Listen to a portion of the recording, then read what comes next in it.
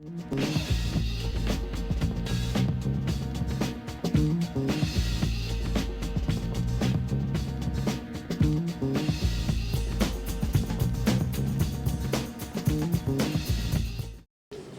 días. Again, buenos días. Good morning, everyone. I am Professor Isela Gonzalez Santana, and I welcome you on behalf of the entire Puente Project. We welcome you to our 11th annual Cesar Chavez event. Let's give everyone, all of us, a big round of applause.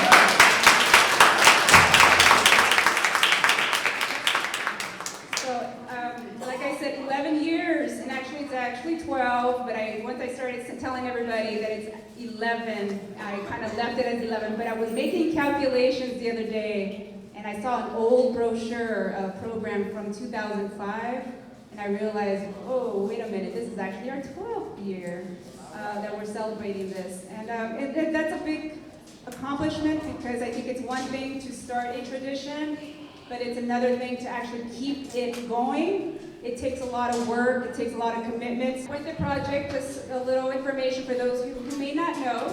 Puente is a learning community. It's for students who are interested in transferring into four-year colleges and universities. It was started in 1981 by Felix Galaviz and Patricia McGrath, an English instructor and counselor at Chabot College. And it has grown tremendously. It's been very successful statewide, and we're really happy and appreciative that Merritt College has been very supportive. I want to say thank you so much to ASMC and ICC for their continual support for Puente, not just the events, but just in terms of our students. And I think that's what's important, is that we're not just here about putting on events, but we're really about teaching our students leadership and the commitment that it takes to come back after you graduate and come back and help your communities. And that is the second part of our Puente mission, is to teach students to become leaders, future leaders, so that they may come back to their communities. That piece is very, very, just as important as helping students to transfer. I'm gonna say a few words about the person that we're here to celebrate, to honor. Cesar Chavez was a man who worked hard during his lifetime to bring justice, dignity, and respect to farm workers. He wanted the world to be fair to everyone. He helped people work together to make changes. A man of great courage, he championed nonviolent protests, using boycotts, strikes, and fasting as a way to create sweeping social change. Importantly, in his work led him to found the United Farm Workers Union, the UFW.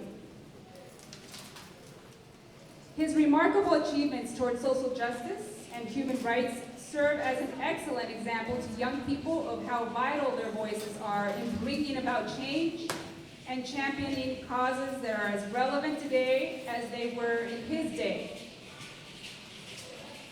And I'm going to read a little excerpt of a speech that Cesar Chavez made about Dr. Martin Luther King Jr. He says, "Dr. King's dedication to the rights of the workers who are so often exploited by the forces of greed has profoundly touched my life and guided my struggle. During my first fast in 1968, Dr. King reminded me that our struggle was his struggle too. He sent me a telegram which said, quote, 'Our separate struggles are really one. A struggle for freedom, for dignity, and for humanity.'" So I came across that speech a few nights ago, and I just, it's amazing to take in a great leader's words. You know, you kind of wish you had taken them in a lot earlier in your life, right? But to all of you, I just want to ask you all to think about whatever message that you gained from today's event, to take it and to reflect on it and to do something for your community, to come back to your communities and to remind ourselves that education is very important. But with that degree lot of responsibility. You have to come back, you have to help make our community stronger, because we need you all to do that kind of work. And whatever it is that you do and however you want to do it, it needs to be something that's going to make our communities stronger and more positive. And I just want to end with a quote from Cesar Chavez. He says, "When the man who feeds the world by toiling in the field is himself deprived of the basic rights of feeding and caring for his own family, the whole community of man is sick." Okay. So I want to, with that, introduce to you our Danza Azteca. And I actually, just a minute before that, I'm so sorry, but I failed to introduce to you my counselor, Jose Salceda. On this desk. Okay. Okay, he's coming.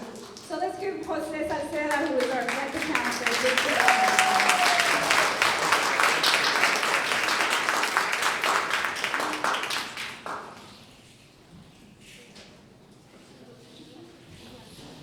I want to do a quick introduction. I was in the back setting up.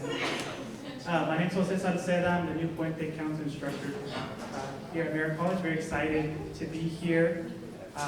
Prior to joining the Merritt family, the Puente family here at Merritt College, I was at Cal State East Bay for the past 5 years. I have a long trajectory of working with academic support programs, in particular programs that cater to first generation and income eligible students. So I'm very excited to come full circle. I am a community college product to join Merritt and work with the Puentistas here. And I'm very excited today to celebrate Cesar Chavez. My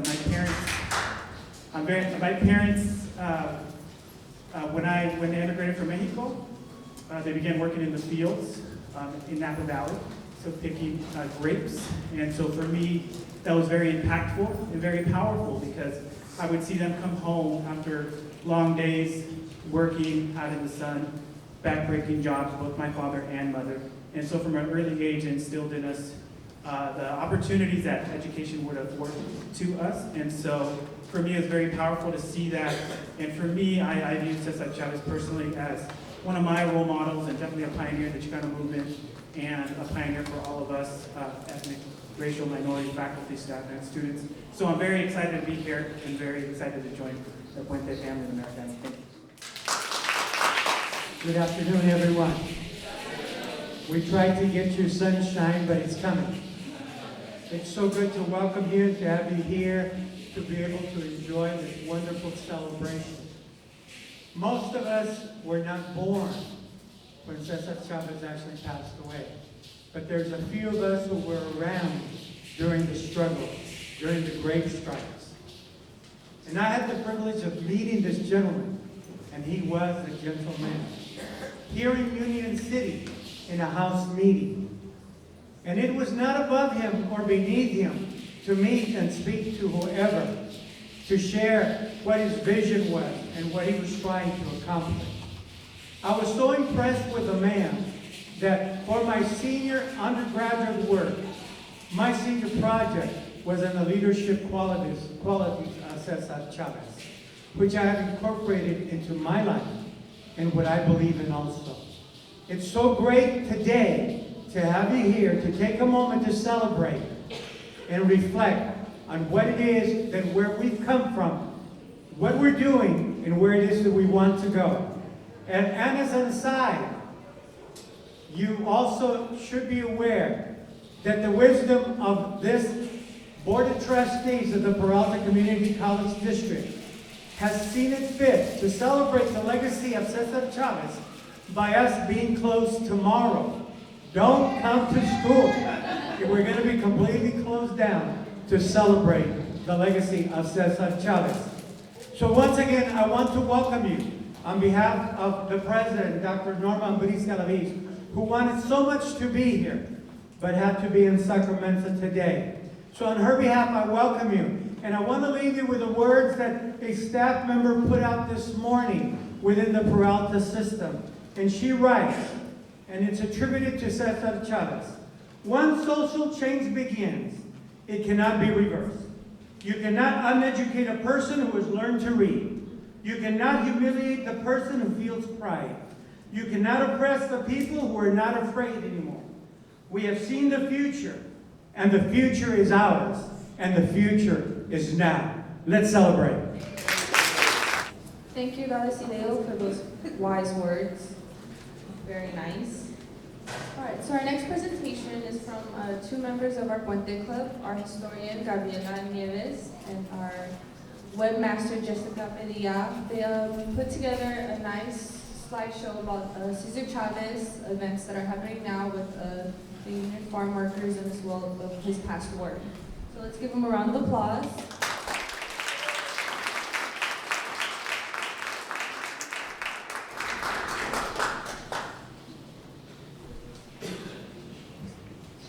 Hi everybody, my name is Gabby Nieves. I've been in Puente just this semester and last semester, but I actually got fully involved this semester, and now I'm a historian. So I take pictures and I work with Jessica on fulfilling, updating pictures, and I'm actually starting a scrapbook this semester for our Puente Cohort. Hello, sweet. And I'm Jessica Padilla, and I'm the webmaster. Yeah. Okay, and then we're just gonna elaborate on more of what people have been saying about Cesar Chavez and give you a little bit more information on today's struggles and struggles that are still going on, and what we can do now to fulfill our part and still keeping the movement going and giving our support on these farm workers. So this is we're gonna watch a video. It's a little humor about Cesar Chavez, and hope you enjoy. This is Cesar. Wrong Cesar. Chavez. No, not him. Cesar Chavez. Not him either. This is Cesar Chavez. You know, the one who was born in Yuma, Arizona, worked in the fields, joined the Navy, started a family, and because of his life's work, ended up with his own national monument. A Presidential Medal of Freedom, Time magazine cover, statues, murals, murals, murals. The man has lots of murals.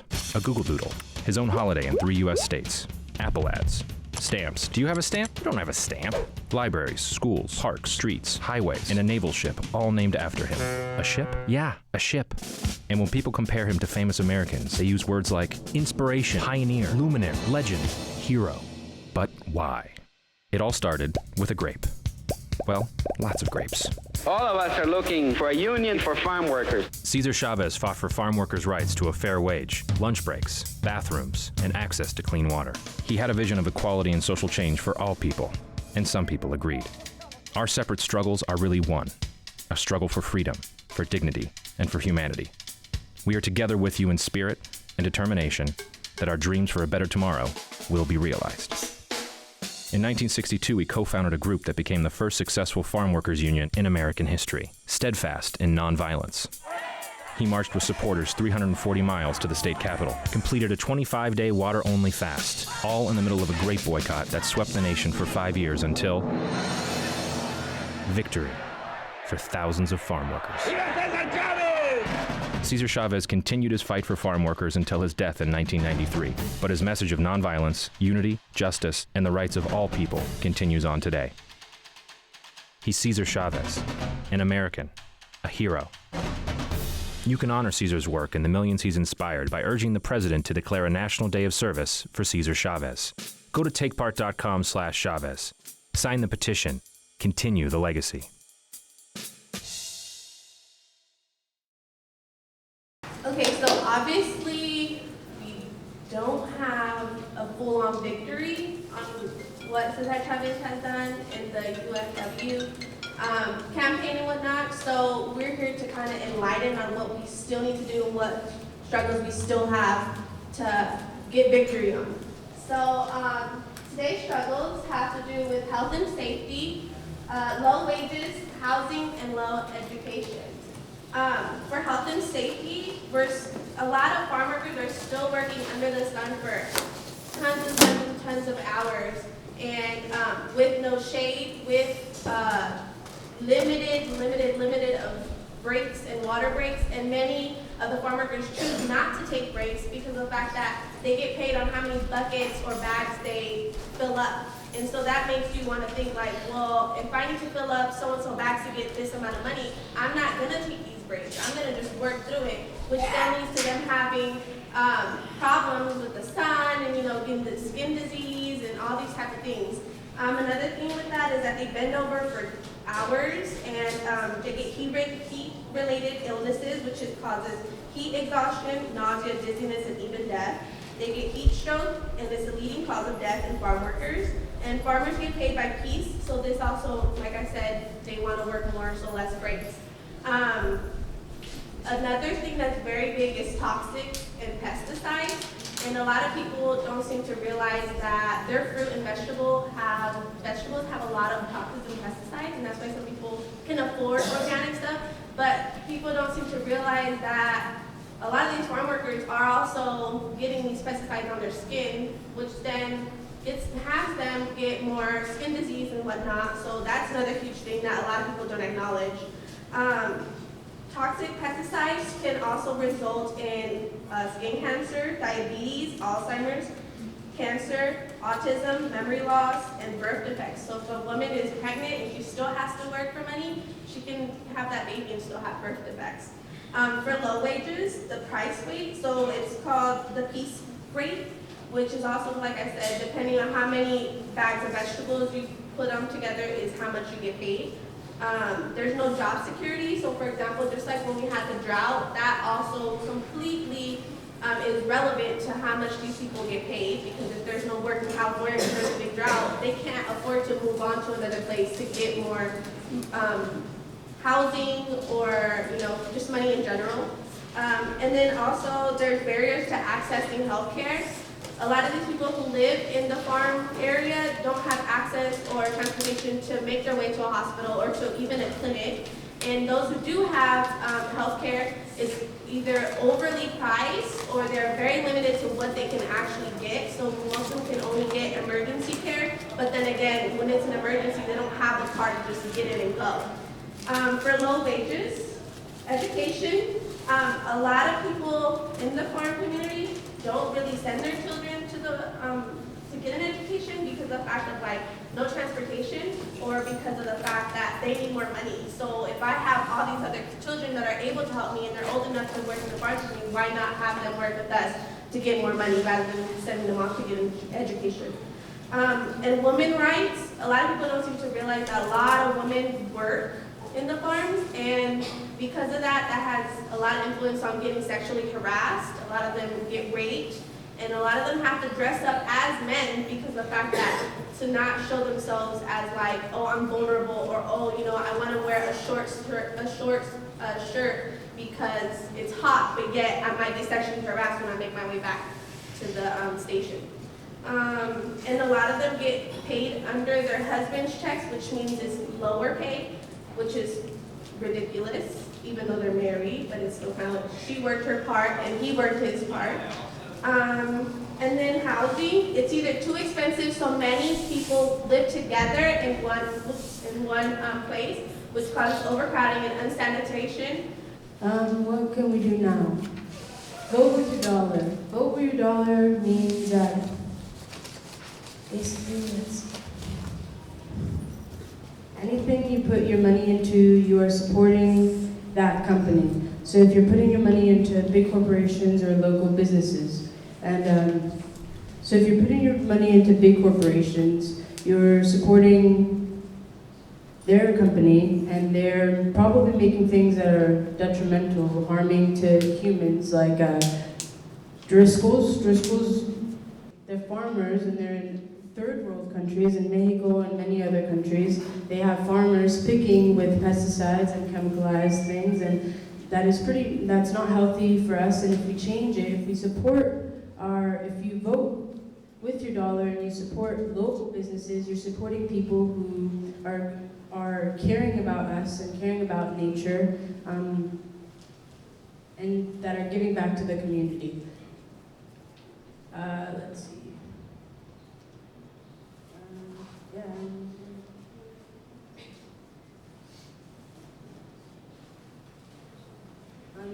And it also also isn't just about you. It may seem like it's a little bit of work that you're doing, but if you're putting your money to support the community that are supporting each other, we have a lot of power to do that. The company, the Driscoll company, will shut down if we all stop buying from that company. And if we just support each other, we are helping each other and helping the world. And in third world countries, they would probably get better jobs and just stop working in hazardous areas.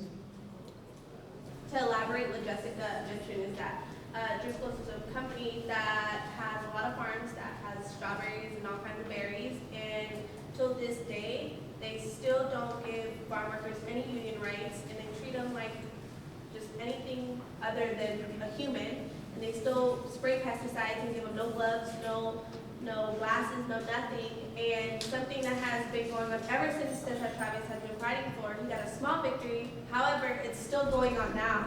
And so now there's a Driscoll boycott that's still going on, that if we all stop buying berries or just strawberries, we could potentially close Driscoll's down, or at least make them acknowledge the fact that you're doing all these inhumane things and we want to change, we want to see something different.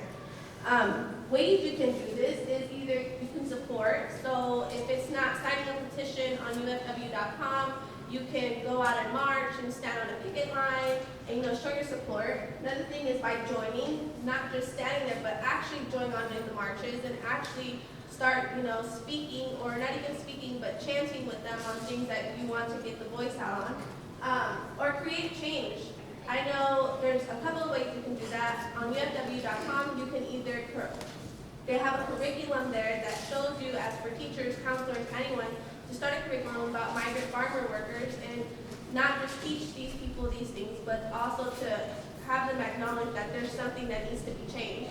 Another thing is books. They have children books that are very simple, very, very straightforward, that teach toddlers or even older toddlers about certain situations that are still going on.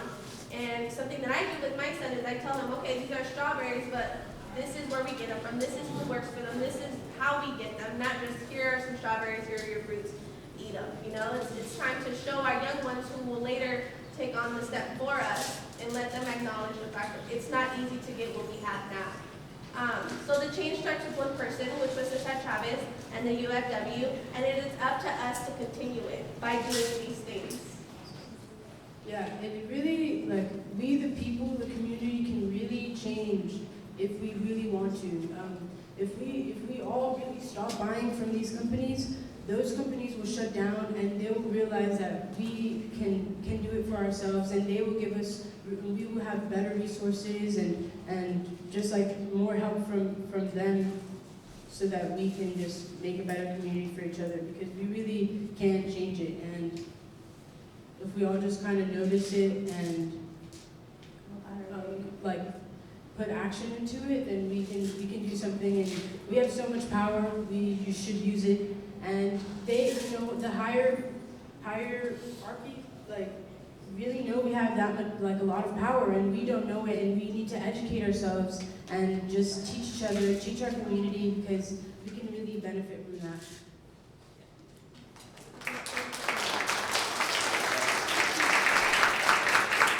I want to just end with this quote. So it says, "The people forget that the soil is our sustenance.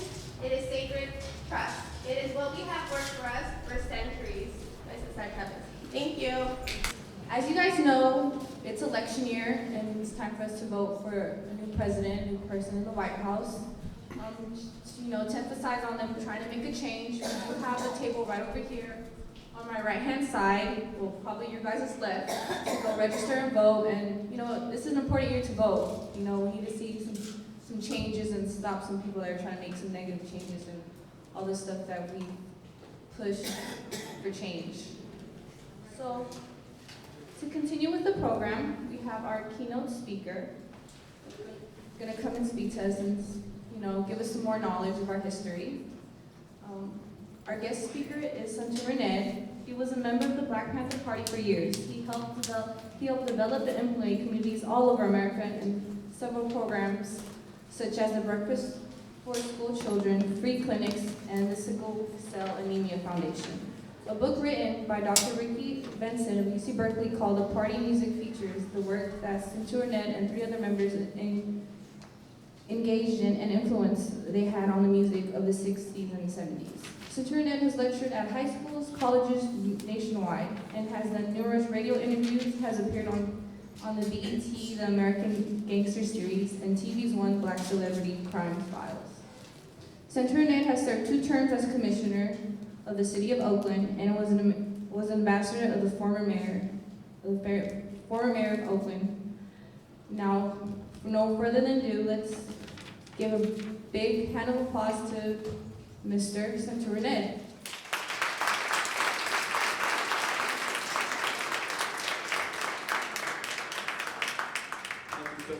Thank you so much. As I was watching this, it brought back so many memories. Having been there, I was actually only 5 years old at the time, so I'm just kidding. I was part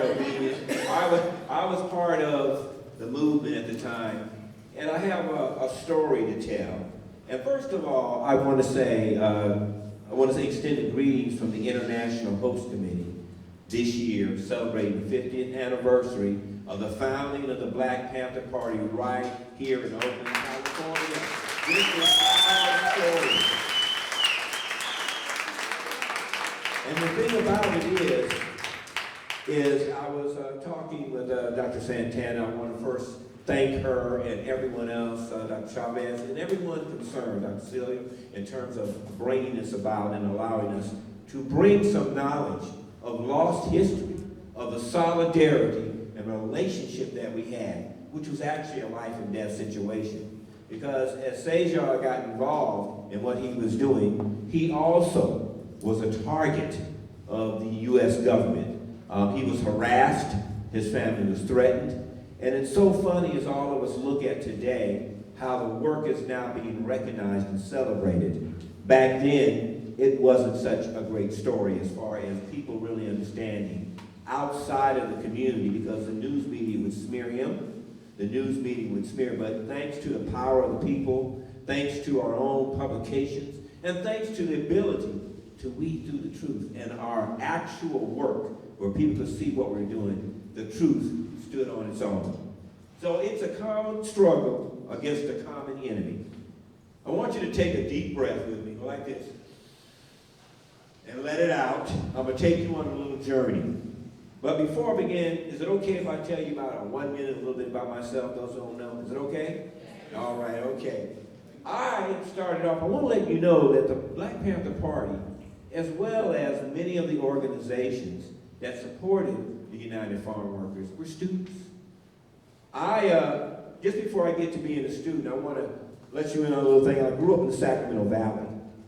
And during the summer, when I was in junior high, in high school, my brother and I, we would make our summer money. That's when you had independent farmers. We would get on the bus, we would go work in the fields. I picked tomatoes, cut grapes, what they call knock prunes, peaches, the whole 9 yards. And I saw firsthand, even though I was a young man, what the farm workers were going through.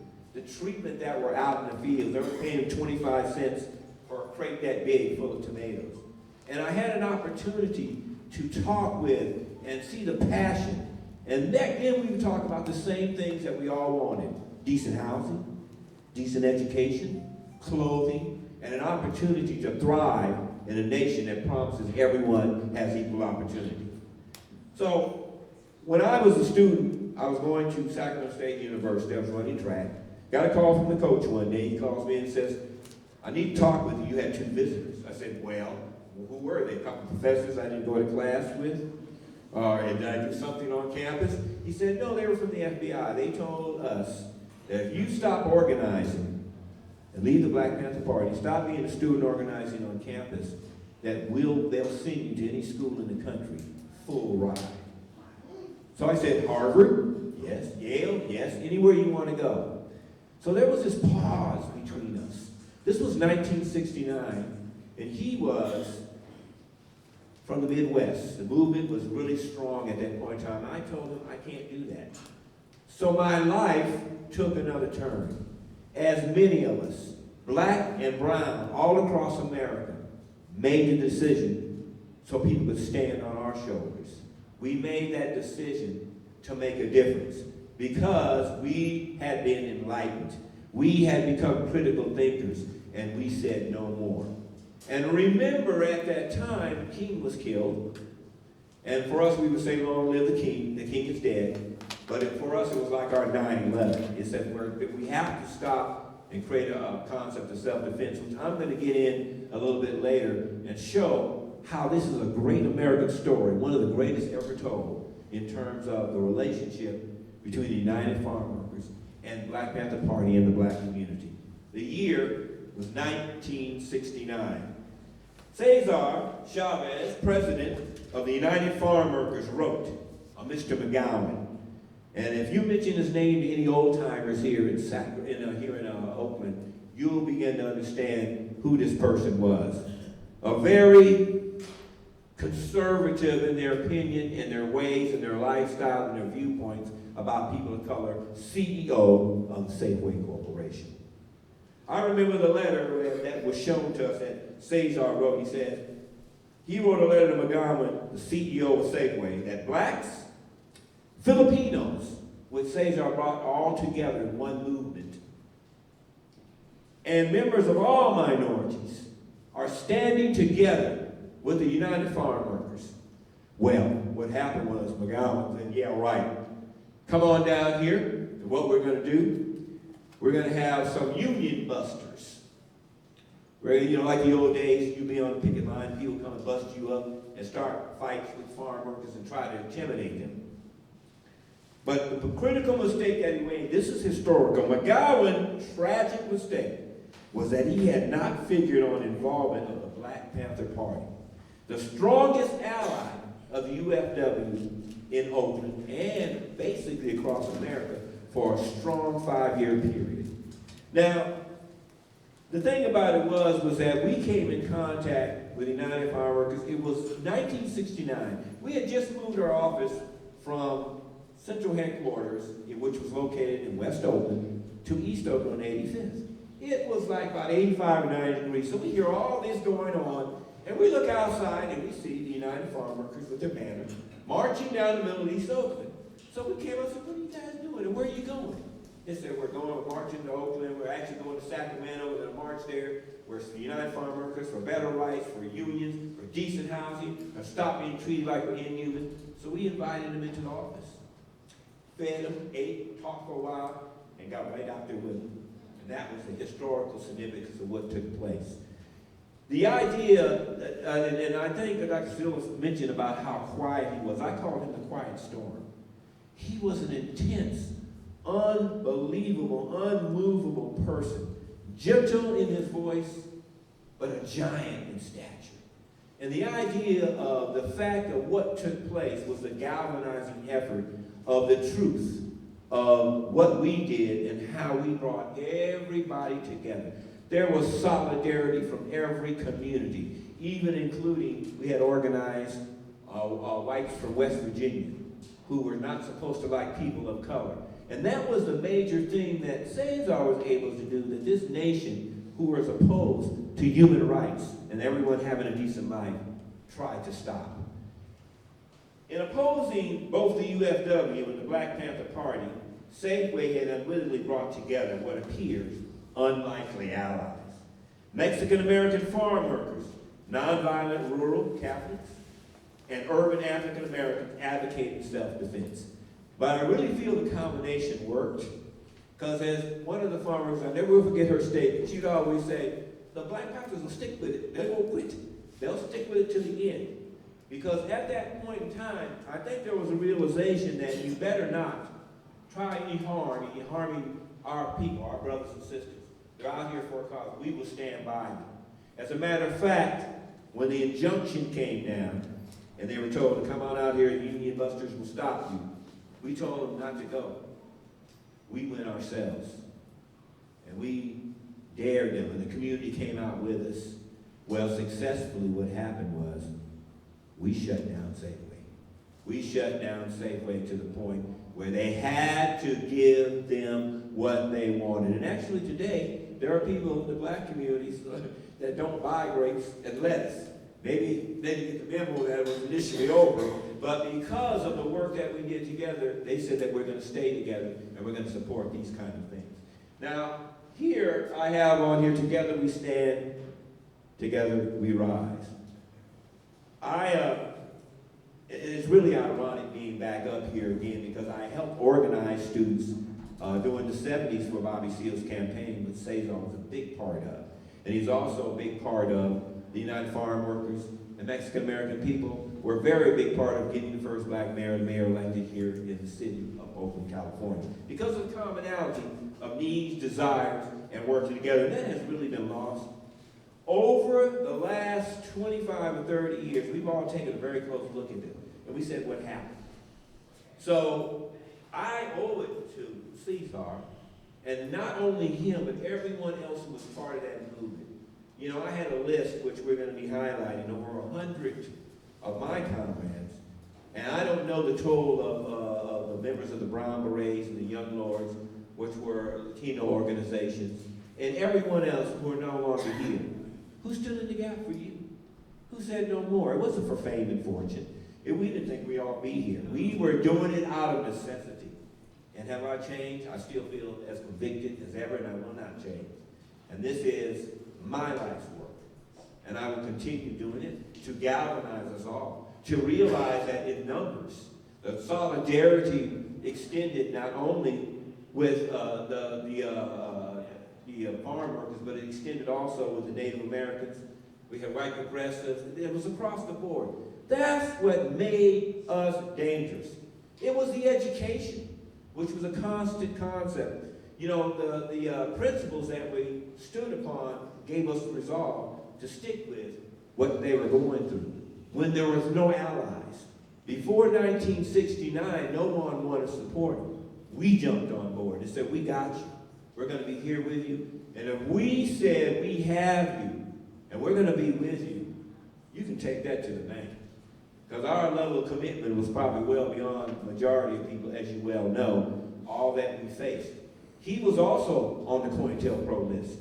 There were many workers in the fields who were targeted and who were actually assassinated in the fields who were part of the FBI program. So it just wasn't only to us, it was to anyone who was making a difference or standing up at that point in time. So the understanding that we have now, if you go ahead and the next picture, I want to show you this. This is the United Farm Workers marching and demonstrating for the rights. Now, over here are the Brown Berets and other activists from the community.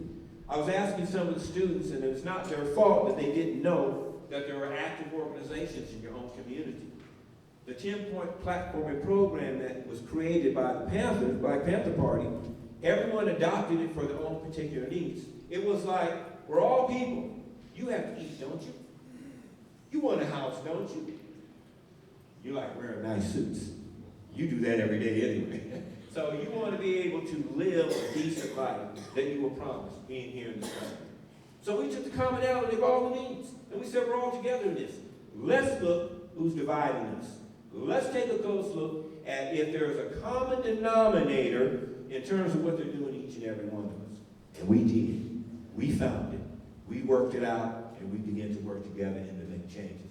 And this included all of us. It's amazing because the idea here is that most people didn't realize that this actually existed. And I was talking to Dr. Santana this morning, is that scholars are just now revisiting this little known fact about our relationship. So here we go again, first introduced at Merritt College, and taking this across the nation, because now is the time to talk about that no one works alone. No one can make changes alone. If we don't do it together, it will not happen. So a constitution.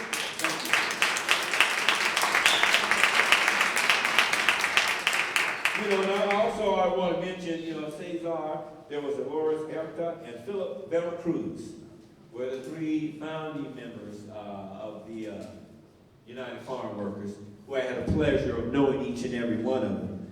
it was really interesting. I'm going to tell you one of the things that stuck with me. It was in 1973. And the United Farm Workers were at our Oakland Community School. It was a Panther school. I actually taught at the school. It was an award-winning school. They got an award for educational excellence from the state of California. And Jerry Brown was governor then. He never goes away, right? So he was governor back then. So the thing about it is that I never will forget that night. We had maybe 1,000 farm workers at the school. So I was talking with Bobby. Bobby says, brother, well, at that time, my name was known as James Mott. Says, Brother James, take Brother Cesar into the cafeteria. Get him something to eat, because he hasn't eaten, okay? So we coached him into, you gotta eat, you gotta have something, because what we were doing, we were preparing the farm workers. They were gonna go into the Latino community, a lot of Spanish-speaking people, and talk about solidarity, coming together, supporting them, supporting the community as a whole, and voting people into office, which were going to look at all our needs. So they were all in there singing their wonderful songs, and Cesar and I had a wonderful, unbelievable conversation that sticks with me to this day, and some of the things that he talked about. One of the things that we did talk about, he says, many people looked at and couldn't grasp the relationship that we have, the Black Panther Party, the black community, and the farm workers. But he says it is necessary. He says, I tell them we were all brothers and sisters. We all come from the same common struggle. It may be different because it's in the fields, but it's no different than someone starving in the community who doesn't have enough food. 1 in every 4 kids in Alameda County still go to bed hungry. What's up with that? The list goes on. So the struggle continues. And I am really appalled at the fact that this information has not been passed on in the higher educational system as it is now, because you are the ones who are going to make change. You're the leaders of now and tomorrow in a social setting, or we call a hand up in our community, which was mentioned before. You never forget where you come from. And you always keep your sight, what they call the eyes on the prize. It's not my prize, but it's your prize. It's not mine alone, it's for each and every one of us. And if I have to be out in front, I will. Whatever it takes. You know, serving the people, body and soul was our motto, which actually, Cesar, he would always mention that phrase too, serving the people, body and soul. The thing about it is that we were having this wonderful festival, whoever sang the songs. So after we get back to the auditorium, I said, hey, you guys ever listen to James Brown? so I actually first thought I put on it was say it loud, I'm black and I'm proud. But we changed it where it said, say it loud. I'm black and I'm proud. Say it loud. I'm brown and I'm proud. So it was a beautiful time. And here they are, the farm workers dancing to James Brown music. But what it showed was a common love and a common trust that was unprecedented. I mean, it wasn't any mistrust at all, because we were all in the trenches. And when you get out there and you realize that the same things that are in front of you are in front of everyone else, then you begin to see that everything is against. And we had some of our white progressive friends were coming out and working with us also at the same time. But for the most part, I think you begin to see what the party was really about. I like this here. I mean, this is really strong here. And if you guys don't know, we have mass rallies. Tens of thousands of people from the Mexican-American community and African-Americans marching and working together. This is untold history. Okay, the next slide. First black mayor of Oakland, Lionel Wilson and Cesar Chavez. And here is Cesar and Bobby Seale galvanizing the community during Bobby's mayoral campaign. I just love this picture. I mean, look at the smiles on their faces. I see how she's looking at him. It's just like, wow, here are two very important people in the struggle working together, showing the solidarity. That is one thing that we did. Even when we first started, we told other organizations, we're just not about black people. We're from the black community, but everything we do is about all people. That we're all oppressed. Say, we just happen to be here, we're going to lead the way. But everyone is welcome to join. It's like the 10-point platform program was adopted by South Africa, Nelson Mandela and Stephen Biko. It was adopted all into the Mideast. It was adopted in Africa, all over the world, which we will be having people come from all over the world to celebrate this with us. And this is what I want to tell you. Everyone here is part of this. We do have some information we're going to give out, some cards, but we're going to have presentations, and I want to see a strong presence. You know, we're going to have a strong presence from everyone, but there has to be a strong presence from the Mexican-American community. There has to be a strong presence to show the solidarity and love and working relationship that we have to continue on. There is a battle brewing in America. All of us who are thinking about everyone deserves an equal opportunity, we're being challenged. And this is another thing. Remember, we registered people to vote. Malcolm said, not by any means necessary. He said, exhaust all legal means. Then, by any means necessary. So, you have to gear up. You have to register to vote. It doesn't make any difference whether you feel about the other candidate on the other side, but if you don't, the opposition will come out in force. And it will be a really cloudy, dark day. As Gil Scott-Heron would say, it definitely will be winter in America for all of us. So the idea here is, this year being the 50th anniversary, we're not only celebrating these collaborations, and by the way, you'd be surprised what the world knows. And I have a network that everything that goes on, Merritt College, unbelievable, is so much in the focus.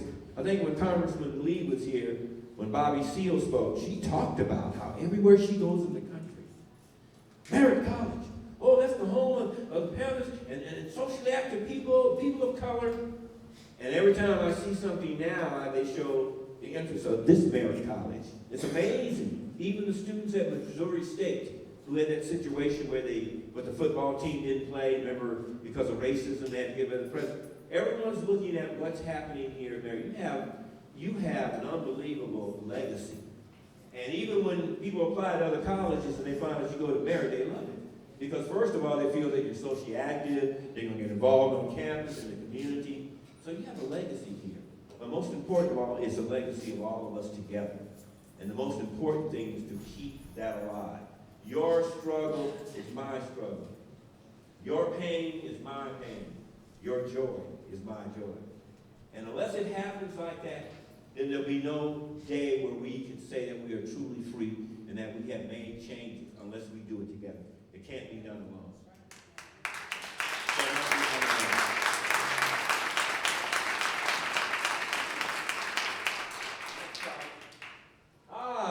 The Young Lords, New York and Chicago Young Lords. Cesar Chavez, you may have seen him. He commentates on Democracy Now! And Amy Goodman, a good friend of mine, was one of the leaders of the Young Lords. And actually, I'm showing you these because I'm encouraging you. Google it. Go online. Find out the history of these wonderful movements and these my brothers and sisters who made changes and how we supported one another. The same aid that we gave the farm workers, we gave to each other. You got a problem over there? We're coming. You got a problem? We'll be with you. So the power of the people, the power of numbers for a common denominator of equality, of change, of freedom, of all the things that were promised in America. So actually, the Black Panther Party was on the front line fighting for immigrant rights. We were on the front line for making, when I say front line, not just lip service, we were out there in battle, okay? And many of us are not here today because of that. So I want everybody to understand that. So I can't stop. I owe it to beautiful men like Cesar, to everyone else who's like it at you, and everyone else to continue to pass on the torch. And I'm going to do a little exercise. I hope you'll all join me in it because I'm going to ask you a question or something you're all willing to do. So instead of fighting for crumbs, instead of going after what little bit there is, we understood this. We should be going after the whole cake. We should not be fighting amongst little things and worried about little things. We should expand that together. Two heads are better than one, and a whole bunch of people create the power. When a hand is like this, it's not powerful. When you come together, you're powerful. And that's what's going to be needed to do so. So we have to come and understand that that's going to be. And as the years pursue, as the time continues on, there is a great change already happening. I don't know if you know, in 1972, it was 1972 and 1973, Richard Nixon, he wrote a memo. You can Google it. And he said, there is a pervasive problem happening on the community college scene. the swelling of the ranks of blacks and Latinos, giving them social consciousness, which will be a problem for America in the future. This was said by a sitting president. Has the dynamic changed? No, the dynamic has not changed. So that's why everyone here, students, teachers, administrators, we all have to be in support of one another. Because even if you do achieve certain things, trust me, they don't want to see anyone go any further in certain ranks. And I'm not talking about everyone in America. We already know. We see it. You have people in the legislature telling them, I'm not talking to that president anymore. Not until that boy is gone. We're not even going to appoint his person. We don't recognize him. And still call him Mr. Obama instead of president. But that's another story. We understand that. So I want to read also because quotes are so important. I'm going to get to that in just a second. The West Coast Brown Race, my brothers and sisters started, the founder's still in LA. Maybe at some point we can get him up here to talk about all the work that they did. Next slide. United Farm Workers were in solidarity with the black community in solving common issues. United Farm Workers, a union of Mexican-American farm workers, wanted better working conditions and better pay. This is a book, and there's more. There's more books out there that everybody. This is called To March for Others, the Black Freedom Struggle and the United Farm Workers. And you notice the ice cream cart. What two symbols does it have on there? Anyone want to volunteer and tell me? What two symbols does it have on the front? And who else? The Black Panther Party, that's right. And this is a book. So we want to share this knowledge of solidarity and working together because we're going to have to make it happen again. There's going to have to be trust with one another, something that's missing in both communities at this point.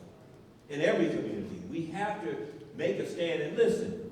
I know that everybody can't do everything, but in some small way, everybody can contribute. Everybody's not going to get on a picket line. Everybody's not going to march. Everybody's not going to make a speech. But in a way, if I just called and talked to my family, if I explained to my family what's going on, because sometimes a lot of students, I hear this, they go home, and their parents say, just bear with it and do what you got to do. But it's not that easy. There's pervasive bigotry, racism as you move on. We find this all on because it's set up to prevent you from moving forward. But I'm here to tell you, that's part of the struggle.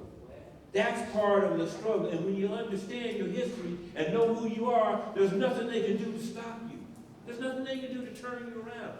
There's nothing they can do to make you not continue on what you have to do.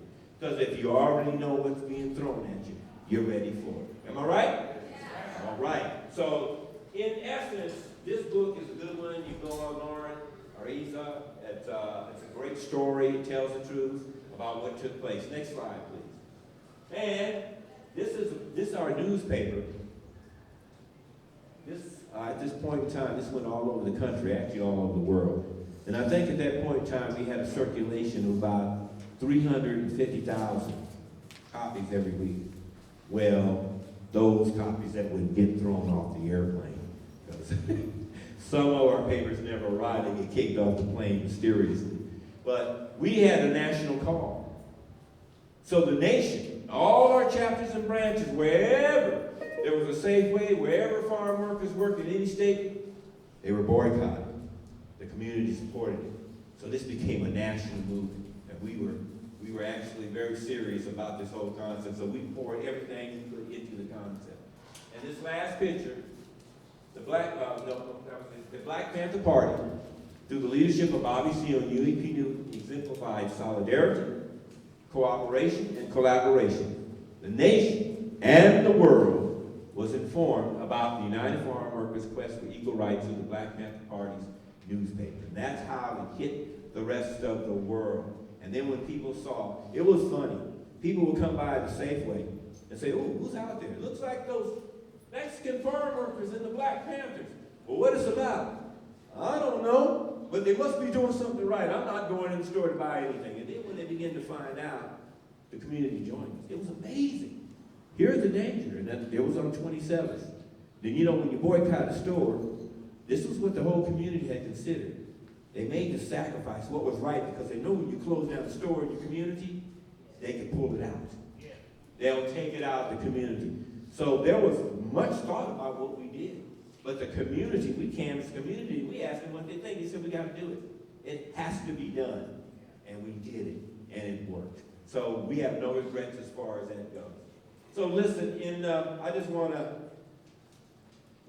close. I'm just going to do a little quote. I love talking with them. It take me hours to sit down with a conversation and tell you exactly what we talked about. This is one of my favorite things that he would say that he talked about that night. And he said, we cannot seek achievement for ourselves and forget about progress and prosperity for our community. Our ambitions must be broad enough to include the aspiration and needs of others for their sakes and for our own. So the legacy continues through solidarity, through working, through maintaining the vision of change and struggle. It has never stopped. I'm encouraging each and every one of you. I'm around. You know, a lot of people sit in the class and be, I didn't know. I said, that's not what it was about. I learned this concept a long time ago. And I want to let you know that we all came from all parts of the country under the auspices and leadership of the party. But it was the brilliant students who went out. How do you start a health clinic? In the Brown community also. How do we do health clinics? I don't know. How do we start a breakfast program? There are breakfast programs in the Mexican American community, and we have breakfast school children program, black community, etc. Now feeding 32 million. So we must have been doing something right, but it was really about coming together. That's a no-no in America, especially people who have needs and say that we have common needs. And once we identify the common needs, then the coming together starts with the education of history of struggle together. And we know history goes further back than that. Again, I just want to encourage you. I want to ask everyone a question. I always talk about being torch bearers. Torch bearers for truth, torch bearers for justice, torch bearers bringing the light. That is what we call being principled. Standing up, even if you're in front of 1,000 people who are in disagreement with you, but you know you're right. And being able to stand up and say you're wrong. You're wrong. I'm standing up for my community and my people. That's what we know. So please, I'm going to ask you, if you're a torch bearer, would you stand up? Would you please stand up if you feel you're going to bear that torch of truth to the rest of the community, to everyone? And say, would you repeat after me? I am. Important. I am. A change maker. I am. A person who will make change. I am. Dedicated. To my community. I am. Dedicated. To work for all of us. To work for our families. To work for the nation of change. All power to the people. Thank you very much. Thank you.